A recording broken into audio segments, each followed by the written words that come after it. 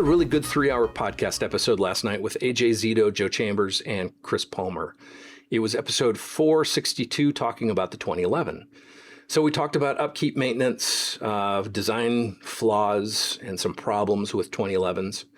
And one big important thing for me personally was discussing the rear grip safety, because I personally have experienced some issues with this.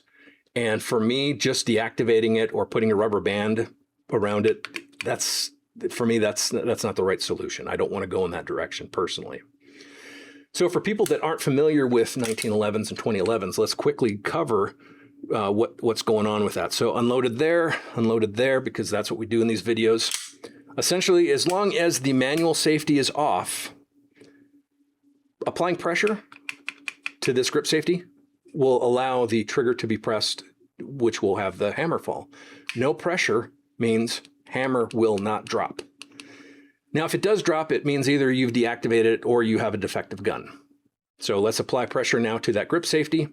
Press trigger, goes off. That's the way it should go. What I wound up finding was my grip is not conducive to a rear to a grip safety.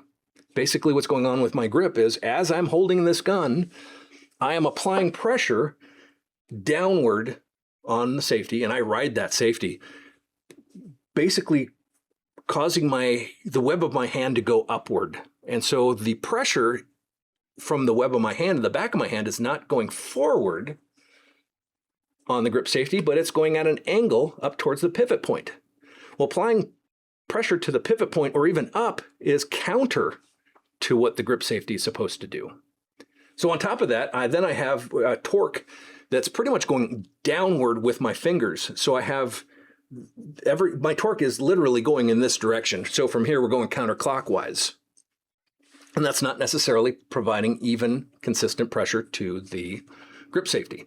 And so what I found was riding the safety is part of my problem. And the minute I move my finger under the safety, I am now fully engaging the grip safety.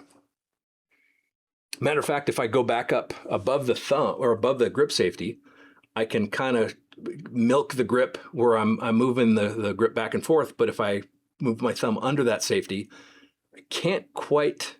I don't feel any movement in the grip safety now, even if I'm adjusting my grip.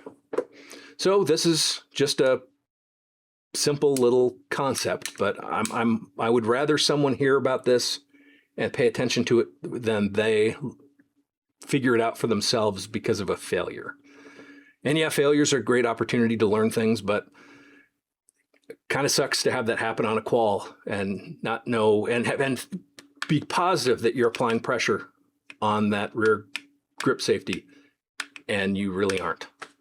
So it's just know your guns and have a better understanding of how all this is running.